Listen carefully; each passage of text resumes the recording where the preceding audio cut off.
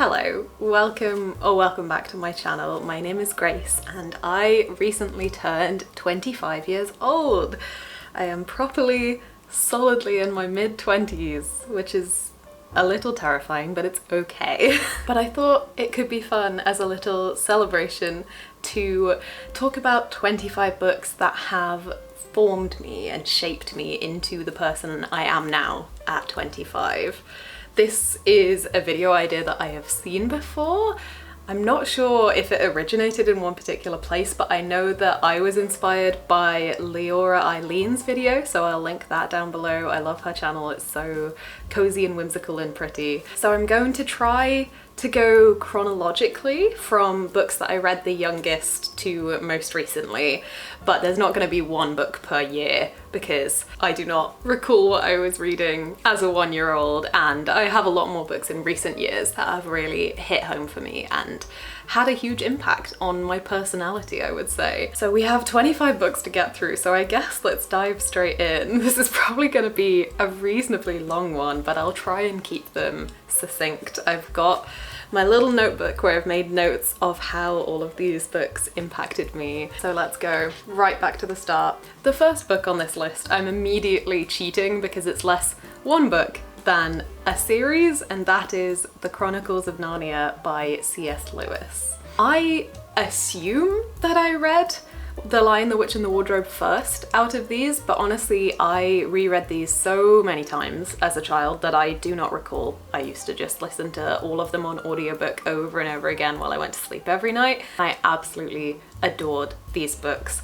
They were strange, and I think if you properly dig deep into them now, there are some interesting things to dissect, especially with the heavily religious overtones. But for me as a child reading these, they were so escapist, and they really were the groundwork for the kind of fantasy worlds that I adore, and also showed me that I absolutely love a good portal fantasy. I feel like that's such an underutilized trope these days, but the magic of stepping through a wardrobe into Narnia, that still gets to me. I still hunt at the back of a wardrobe every now and then. That yearning to find something magical within the mundane of everyday life, it's so perfectly encapsulated in that series. So I think that that series was really the groundwork for my taste in fantasy and the escapism that I look for in those kind of settings. Number 2 on this list, we have Magic by Angie Sage, the first book in the Septimus Heap series, and really again this is probably more relating to the series, but that first book I absolutely adored. The Septimus Heap series is a middle grade story about a young princess who has to go on the run from basically a dictatorship, a very powerful malevolent force, with her very ragtag family, along with a powerful and sassy witch. There's so much magic and whimsy in these stories. This to me was the foundation for my love of a cozy, whimsical fantasy. The writing in here is so funny, and even though we're facing quite dark things, the way that they are described are often quite humorous in quite a tongue-in-cheek way, which I absolutely love in my adult fantasies that I read now. So this definitely seemed to inform that voice that I enjoy in a fantasy, and also a love of quirky characters who are flawed and complicated and funny and lovable, but in weird and complex ways. Again, just a series that solidified my love of fantasy stories as a child, for which I cannot thank it enough, because here we are. Number 3 on this list, I don't think I've heard anyone else talking about, and I would love to know if anyone else has read this book, but this is the first one I actually have with me, The Swan Kingdom by Zoe Marriott. This was the first young adult book that I ever read, and I think I was probably about 9 at the time. My mum recommended this to me, and we both absolutely fell in love with Zoe Marriott as an author. Now, I have not reread this in years. One of my friends did, and she said it had some questionable things in there, so I cannot vouch for this book as if it would be enjoyable these days, but as a child, this hooked me so much. This is a retelling of The Wild Swans by Hans Christian Andersen, I believe. I always forget which one it is and get it confused with the Goose Girl, but that is an entirely different thing. I just remember being so hooked by the writing in here, this being that step up from the middle grade that I was reading at the time. The romance in here was lovely and pretty wholesome from what I remember as a child reading this. But this really got me to fall in love with young adult fantasy, which is still one of my favorite genres to this day. So it really did the job. And I really don't know if I had not read this, if I would have gone down the route that I did with my reading and just been eternally obsessed with it. I really think Swan Kingdom to BookTube pipeline for me. The next book, number 4, I would again love to know if any of you have read. This is Finding Sky by Joss Sterling. I have such a distinct memory of starting this book because I got a taster for it in a magazine when I was on a trip to London on the train, and I devoured that taster and immediately had to go and pick up the rest of the book. This was my first foray into a YA, I guess romantasy you would call it, although the genre didn't really exist at the time. This was my Twilight. Finding Sky was set in a world where there are savants, which are basically just people with magical powers.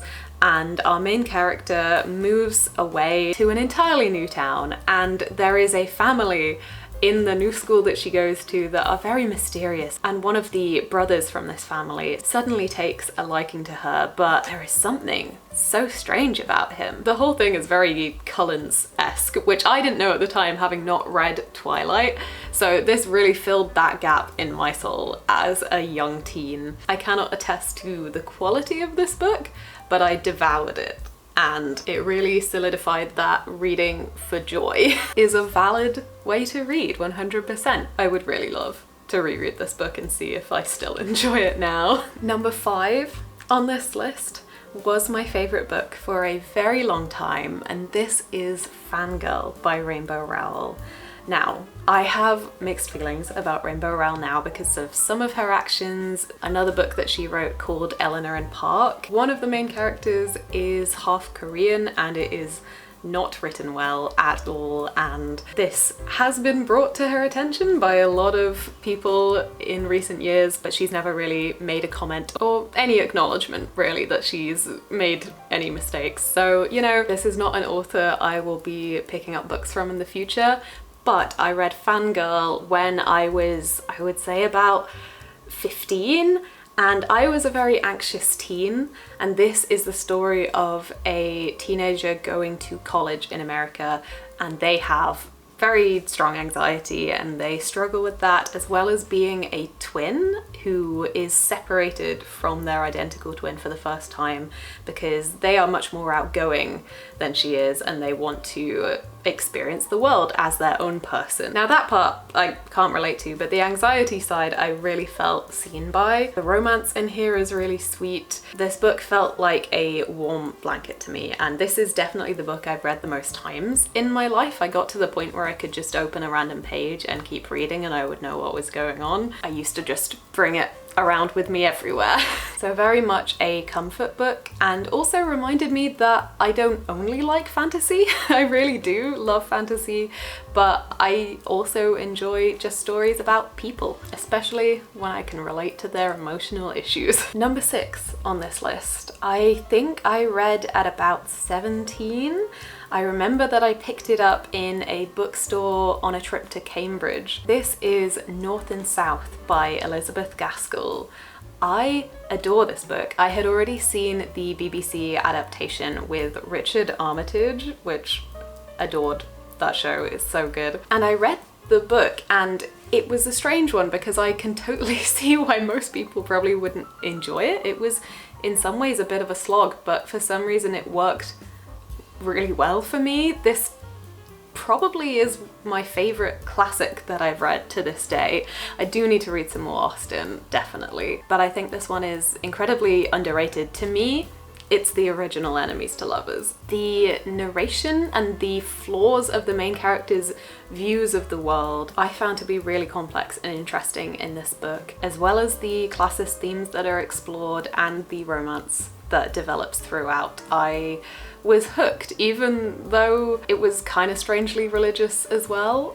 Again, I need to reread this one because I want to see if it lives up to how much I adored this one at 17. But this really helped me to crack into classics and realize that I really do enjoy a lot of them, despite what school might make a lot of us think. Number 7 on this list, we have a book that I often say is one of my favorite, if not my favorite books, and this is Small Gods by Terry Pratchett. This is the story of a god called who used to be a very powerful, worshipped god, but now only one person truly believes in him, and so he has shrunk down into the form of a tortoise. So we have this aggravated, grumpy little tortoise god, his one true follower who is so lovable but himbo.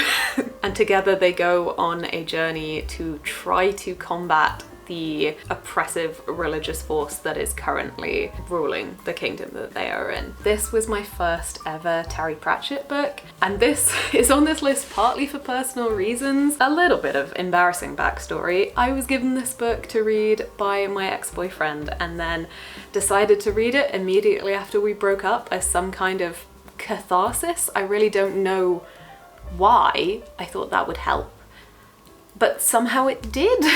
Partly just because it was such a good book.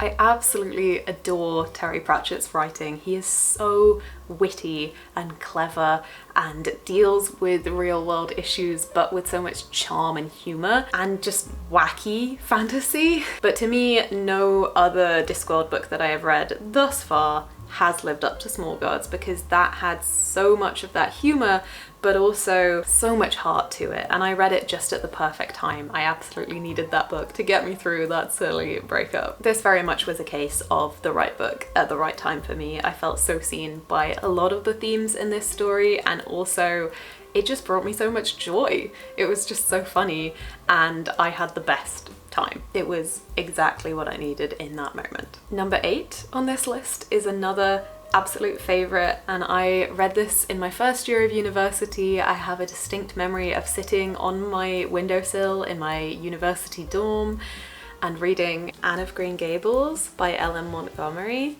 This book is just joyful. This is a middle grade story about an orphan who is accidentally taken in by a family on a remote little island in Canada. It's about her growing up and getting into trouble, learning to become part of a family, to make friends, struggling with being quite different to everyone around her. She's also just such a precocious little girl, and the way that she talks is delightful. Her joy is infectious, especially for nature, and the way that the world around her brings her so much joy really reminded me of how much joy the natural world could bring to a person. This book is just so cozy and lovely, and I just absolutely adored it. Number 9 on this list, we have a pretty chunky boy.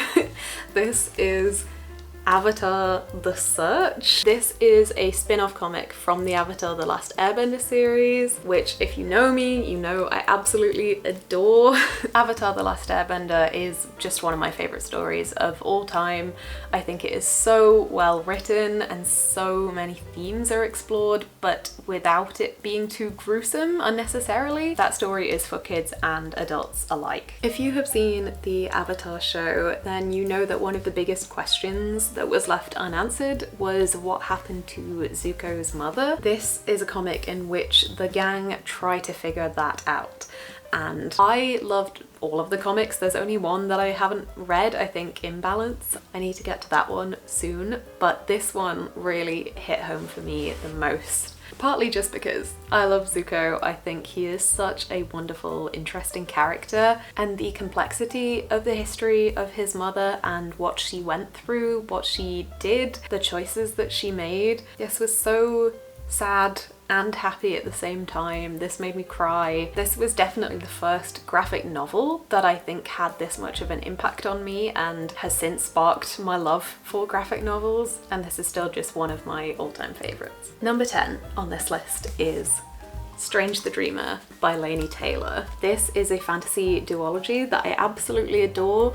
The writing in here especially. Laini Taylor's writing is so lyrical and gorgeous. I remember just feeling so entranced and enchanted while I was reading this story. Her world building is also so beautiful. This is the story of Laszlo, who is, again, an orphan who is obsessed with the lost city of Weep, which no one knows what happened to it. But one day a group of people who claim to be from the city travel into Laszlo's town and request that he come back with them to help them with some kind of mysterious problem. This has a lot of dark and interesting themes in it, but also so much beauty to it, and a very sweet, wholesome male main character, which I really enjoyed seeing. But most of all, this really informed my personal favourite style of writing within a fantasy book, which is just lyrical as hell. Number 11 on this list, we have the one, the only, Howl's Moving Castle by Diana Wynne Jones. Diana Wynne Jones's writing is again just so full of whimsy. Literally the main thing I wrote in my notes for this is just whimsy in all caps. If you don't know, this is the story of a girl who is cursed by a wicked witch to turn into an old woman, and the only person who could possibly help is an evil wizard who lives in a moving castle that travels throughout the countryside of this fantastical world. This is a middle grade story and I just loved it. I think I read this one in a day.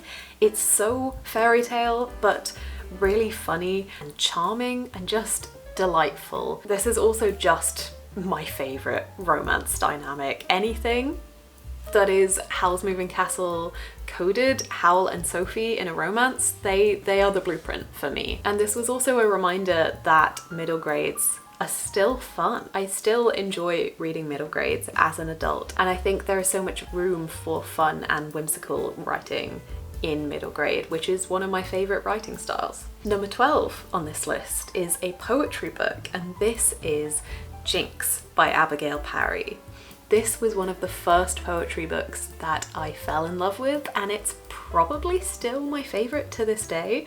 I haven't got it with me because I lent it out, but this is a collection that has a lot of themes about games and playing and being a trickster. It often talks about playing at cards, about bluffing and cheating and magic and deception, all of which the atmosphere of I just loved. This really solidified for me my love of poetry. I think this is such an underappreciated collection and poet. I would really love to read more from her. This is just the perfect vibe for me. If you like kind of dark, tricksy academia, then this is definitely the kind of poetry for you. It also feels a little bit Night Circus vibes, I would say, but in poetry form. Really just cannot recommend Jinx enough. Number 13 on this list is a book that I actually do think is quite flawed, and this is The Name of the Wind by Patrick Rothfuss. Now this is a highly beloved fantasy series. I have only read the first book in the series, partly because I'm scared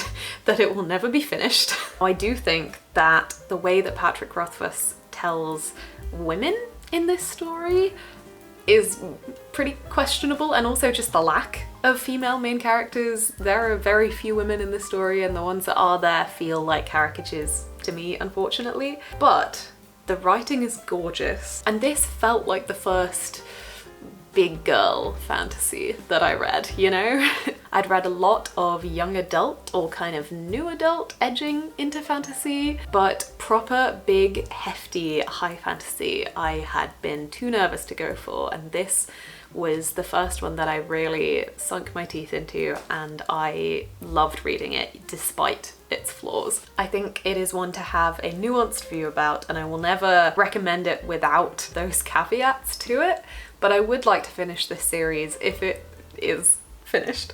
And it really did open that gateway for me of proper adult high fantasy. Not that young adult fantasy is any less interesting and good. I think it has as much value, 100%, but I was scared to try a new genre, a new thing, and this really broke open those doors for me. Number 14 on this list is Sorcery of Thorns by Margaret Rogerson. Now this is one of those Howl's Moving Castle inspired romances that I'm talking about. Sorcery of Thorns is the story of a magical librarian who ends up getting wrapped up in a conspiracy and taken away by a sorcerer who she believes to be evil to be put on trial in the capital. But of course, it's a little bit of an enemies to lovers. Things begin to be uncovered. There are demons, there's a masquerade ball. It's delicious. Again, the writing in here is very whimsical. There is a house that really has a mind of its own and becomes almost a character in itself. There is also a demon butler, basically, who is one of the most wonderful characters I have ever read in any book. In my notes here, I have written, found my genre of YA fantasy, Howl's Moving Castle core. Number 15 on this list is Sorcerer to the Crown by Zen Cho. I think this book is criminally underrated. If you enjoyed Emily Wilde's Encyclopedia of Fairies, this one. This is set in an alternate Regency London where magic is a thing. One of the main characters is London's first African sorcerer royal. So of course he faces some racism, and there are those themes explored in here. In this setting, women are not allowed to practice magic, but our other main character turns out to be a female magical prodigy. And when the sorcerer royal visits the place that she works, she jumps at the chance to latch onto the chance of a new life. This was the first historical fantasy that I read, and it is one of my favorite subgenres. I absolutely cannot get enough of these kinds of stories. If you give me Austen vibes but magic, I'm gonna be happy. It allows for so much wit and humor, as well as the whimsy and the snarkiness that is often in the voices of these characters. I just eat that up. I wouldn't say that this is my favorite book in that subgenre, but I have to give it its credit for opening the door for me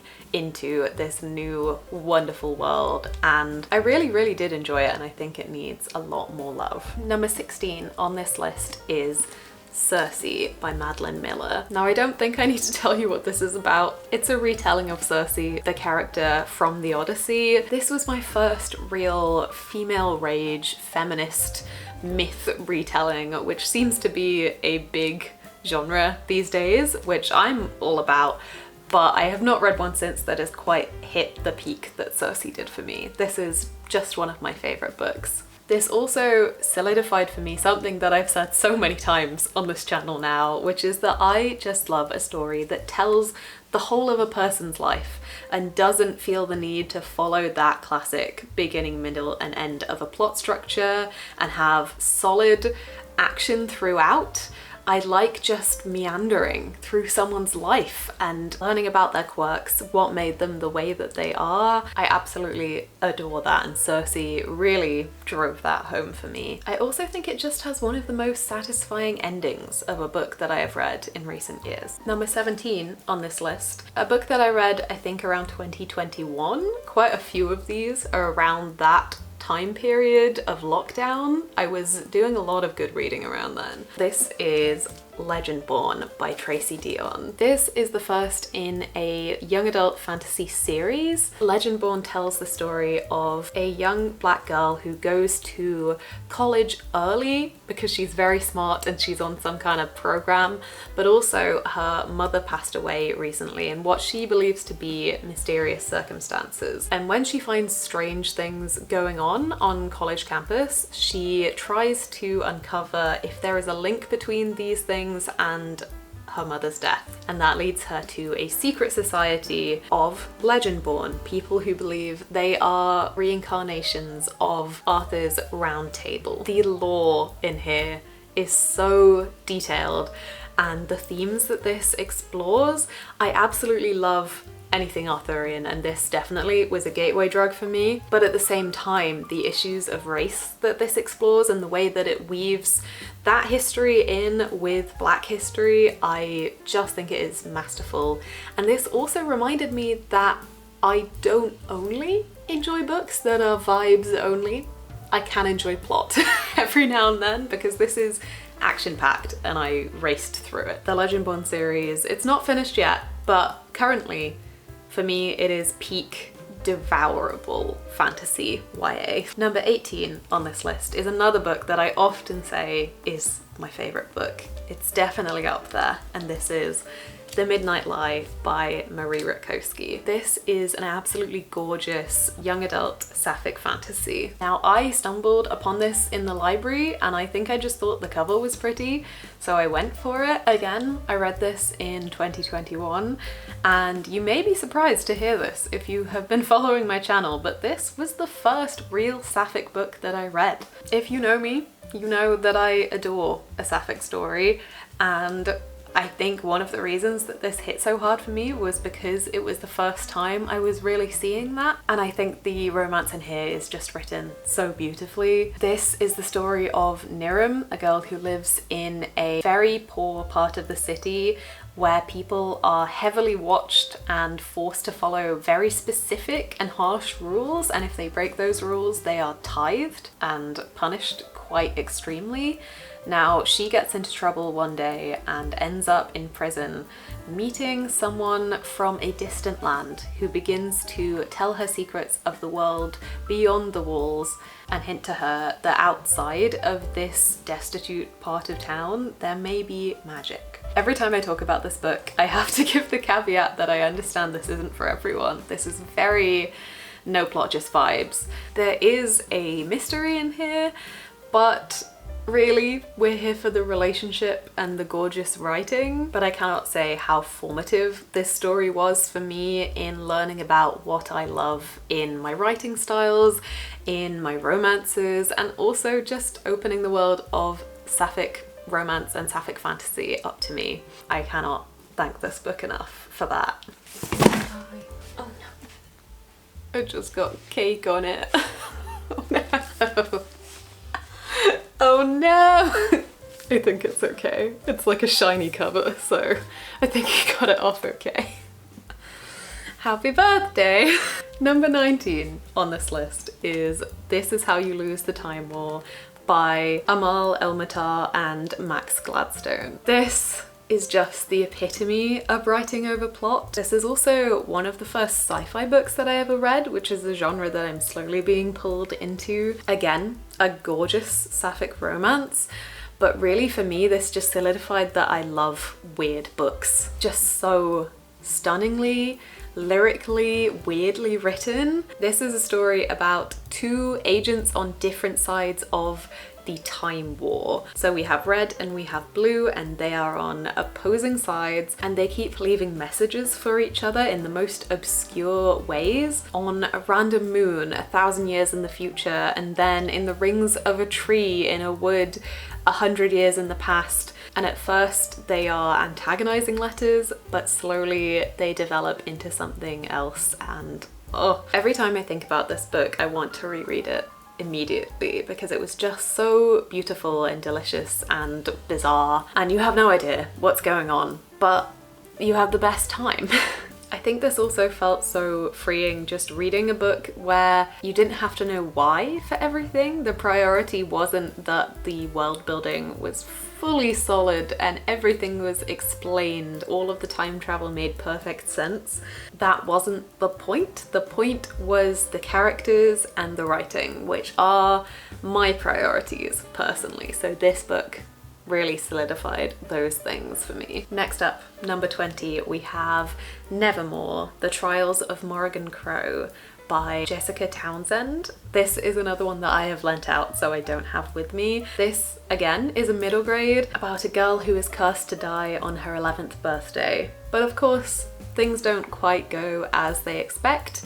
A strange magical figure appears to whisk her away to a new land where he runs a strange magical hotel with a giant talking cat, and Morrigan has to go through these trials to join a magical society. This book is just so full of whimsy and weirdness.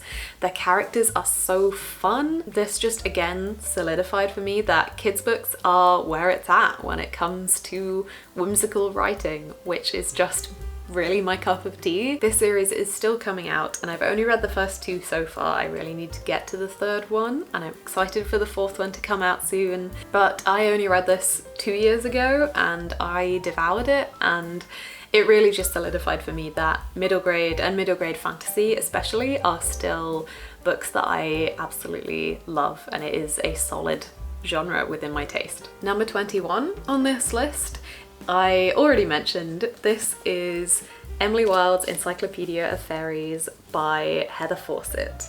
I have talked about this book on my channel so many times now, I'm sure you're sick of hearing it, but if somehow you don't know what this book is about, this is another historical fantasy set in, I believe, the early 1900s about a professor who studies the Fae, and she goes on basically a field trip to a very icy little remote island up north to complete the research for her Encyclopedia of Fairies.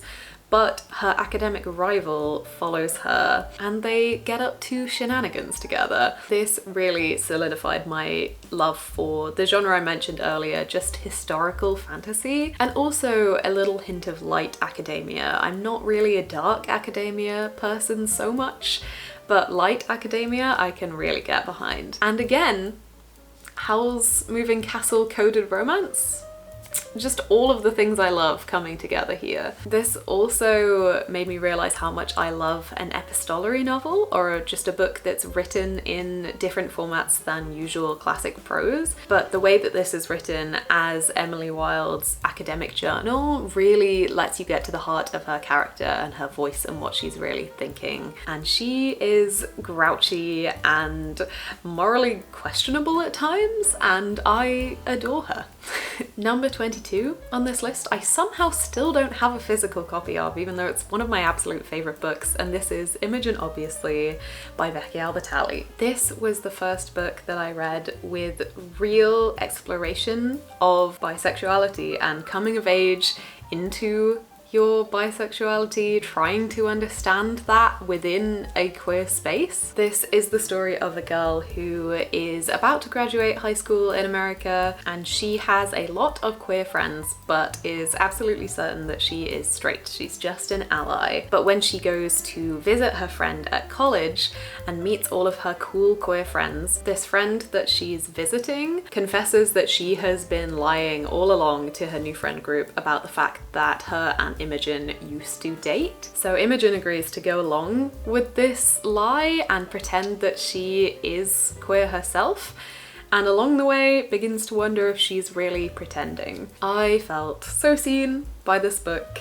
I absolutely adored it. It made me cry. This was just a perfect coming of age for me and explored so many interesting themes, the complexity of queerness and of coming to terms with being bi and being in that middle space where you're not fully respected by straight people or by gay people. This was just beautifully done, I think. And when I read this, I had not read a proper young adult contemporary novel in quite some time, but this really reminded me that there are still brilliant books out there in that genre, and they can be so healing and so helpful to make you feel seen and remind you that you are not alone in the way that you're feeling, the struggles that you're having as you're trying to figure yourself out. 23 on this list is another book that is incredibly personal to me and I just felt very seen by, and this is Happy Place by Emily Henry. Once again, I've ranted about this book so many times. I am an Emily Henry girly, but Happy Place especially, I just felt like it was written to deal with my personal issues. This is a second chance romance about a couple who broke up 6 months ago but haven't told their friends yet, and they are on their annual summer getaway with their big group of friends and have ended up spiraling to the point where they have to lie about still being together. I absolutely adore the way that Emily Henry doesn't really just write romance books. Not that there's anything wrong with just a romance book, sometimes they can be absolutely wonderful as well, but for me, often the things that impact me in an Emily Henry book are partly the romance and partly the characters' inner struggles and their relationships with other people, like their friends and their family. And in here, the friendship group and the complexities of the issues between these friends, the way that is depicted was so interesting, and the main character's struggles with expectations that she has set for herself, that other people have set for her. This explores so many things, and I genuinely have never cried as much as I did when I was reading this book, ever in my life.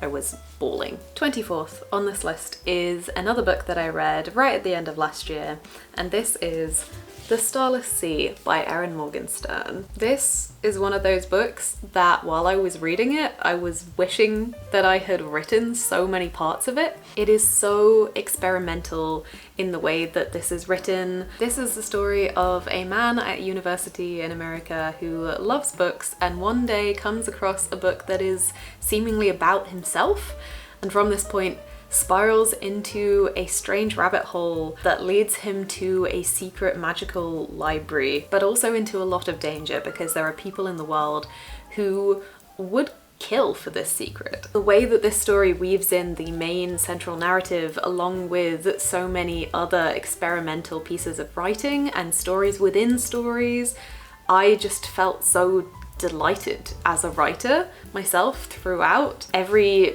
page I turned, I just felt it was like a new shiny toy or a new exciting lesson that I got to learn as someone who wants to be a writer. I wouldn't say that I thought the plot of the story was absolutely perfect, but writing-wise, this was just my taste to a T. Weird in all the right ways, incredibly literary and just perfect. A perfect homage to the love of books. And again, looping right back to the start with what I was saying about the Chronicles of Narnia, this is a gorgeous portal fantasy. A story about the longing to escape your mundane life to somewhere where the magic of books is real.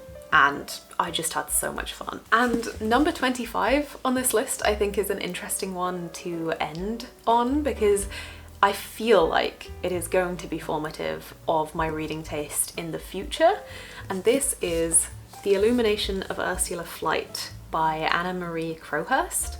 Now, I read this earlier this year. This is one of my favourite books I've read so far this year, but I would not have picked it out for myself. I was recommended this book by my boyfriend's sister, and I cannot thank her enough because I had the best time. This is the first just historical novel that I have read probably since I was a child and I was reading kids' historical novels. It's just a genre that hasn't really appealed to me in the past, but since I love this one so much, I think it is something I would really like to try more of in the future. Whew, my SD card got full. I just had to go and delete some stuff. This is a long one. We're nearly there. This is a story set in England in the 1600s about a girl who really wants to be a playwright, but of course at the time that is not a profession that women would take on, or in general women would not take professions on. They would be wives. So instead, a marriage is arranged for her. It's hard to describe the plot because this is one of those stories where you just follow this person's life. It begins with her as a baby and we follow her as she grows up into adulthood, how she deals with being forced into this relationship, her flaws, her growth, her bad decisions, her dealing with the unfairness of the world that she lives in. And this is also written so well and so interestingly because it is not just written in prose. It leans into the fact that our main character desperately wants to be a playwright, and often scenes will be written in script format, or they might be written as a letter, as a journal entry, as a list, as a table, a pros and cons kind of list. It's so experimental and interesting, and I learned so much again as a writer myself. This really reminded me that I can break out of those molds and I can take risks and experiment with my writing style and formats. And I just giggled out loud so many times at this story. It was so masterfully crafted and really encouraged me to step out of my comfort zone genre-wise, reminded me that at the end of the day, the thing that I personally enjoy about reading is when I can see that a writer has really mastered their craft. And also whimsy.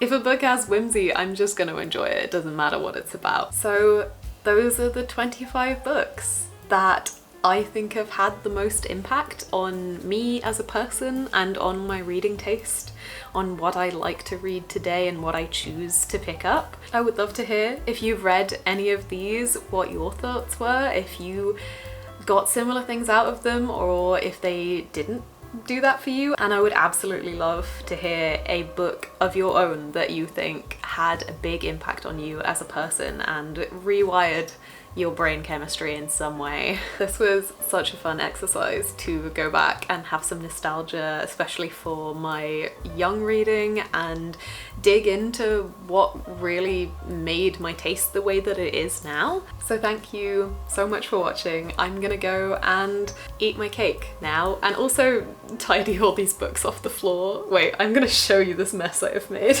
Look at this chaos. But thank you for joining me on this journey through my 25 years of reading. I hope you're having the best day, and I will see you in another video very soon. Bye bye.